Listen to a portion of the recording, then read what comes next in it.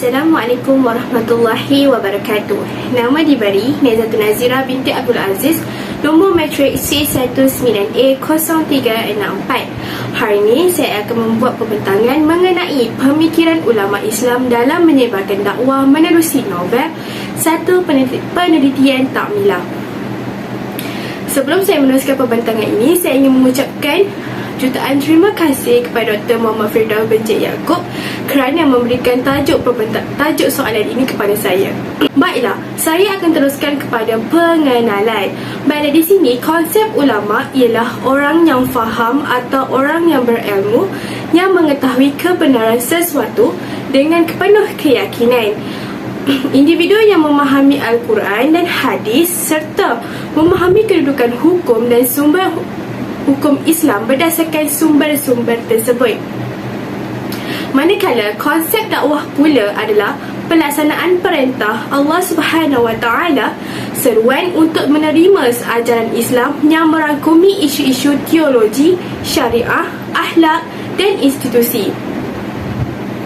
Usaha untuk mengajar kebenaran kepada orang-orang yang lalai, membawa berita gembira tentang nikmat dunia dan nikmat syurga, dan memberi amaran tentang azab api neraka yang akan datang dan penderitaannya.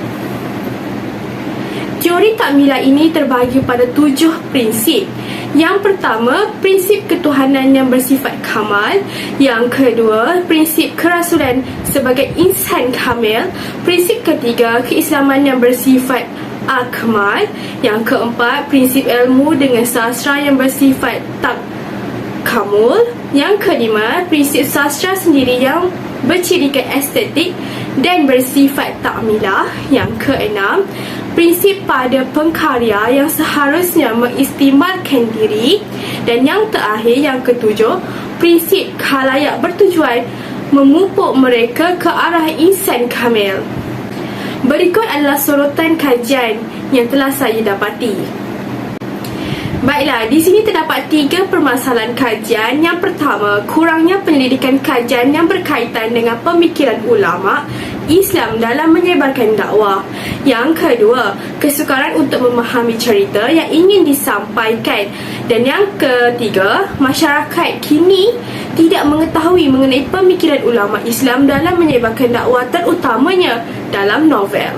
Persoalan kajian di sini ada 2. Yang pertama, apakah jenis pemikiran ulama Islam dalam menyebarkan dakwah novel di bawah lindungan Kaabah karya Hamka?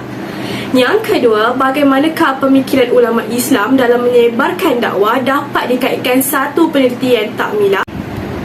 Objektif kajian bagi kajian ini adalah: yang pertama, mengenal pasti jenis pemikiran ulama Islam dalam menyebarkan dakwah novel di bawah lindungan Kaabah karya Hamka. Dan yang kedua, menganalisis pemikiran ulama Islam dalam menyebarkan dakwah dapat dikaitkan satu penelitian takmilah. Seterusnya ialah batasan kajian. Kajian ini telah membataskan kepada sebuah novel sahaja yang dikenali sebagai novel di bawah lindungan Kaabah karya Hamka tahun 2015. Dan pengkaji telah menggunakan teori takmilah dan beberapa prinsip yang wujud di dalam teori takmilah. Walau bagaimanapun, di dalam kajian ini terdapat kepentingan kajian, iaitu dari segi individu, masyarakat serta institusi. Pengkaji telah menggunakan 2 kaedah kajian daripada reka bentuk kajian kualitatif, iaitu kaedah kajian teks, di mana pengkaji menggunakan novel di bawah lindungan Kaabah karya Hamka tahun 2015. Manakala kaedah kepustakaan, pengkaji telah menggunakan jurnal, tesis dan buku-buku rujukan daripada kepustakaan. Tidak lupa juga, pengguna kaji telah menggunakan internet sebagai bahan rujukan. Berikut adalah sebahagian daripada analisis kajian. Yang pertama, penyerahan dan pengabdian manusia kepada Tuhan. Sebagai manusia, perlulah menundukkan hati kepada Allah Subhanahu Wa Taala supaya mendapat pahala dan tidak rasa takut apabila ditimpa masalah. Berdasarkan teori takmilah ini mendapati bahawa penyerahan dan pengabdian manusia kepada Tuhan ini merupakan prinsip pengkarya mengistimalkan diri. Hal ini dikatakan demikian kerana novel ini memiliki pemikiran ulama Islam dalam menyebarkan dakwah, iaitu menyerahkan diri sepenuhnya kepada Allah SWT. Sebagai ulama yang sudah berilmu, sudah pasti mereka memiliki daya pemikiran yang tinggi, iaitu ilmu agamanya. Oleh itu, memang tidak dinafikan bahawa dalam menyebarkan dakwah memerlukan pemikiran seorang ulama yang sangat baik. Analisis yang kedua ialah kesederhanaan hidup. Islam menganjurkan umatnya supaya sentiasa merendahkan diri di dalam segala tindakan, sikap dan amalan. Hal ini dikatakan demikian kerana kesederhanaan dalam Islam bermaksud pelakuan segala sesuatu dengan merendahkan hati tanpa kesombongan dan tingkah laku hidup. Pemikiran ulama Islam dalam menyebarkan dakwah kesederhanaan hidup dapat dilihat berdasarkan analisis yang telah dilakukan oleh pengkaji, dan buktinya adalah yang berikut.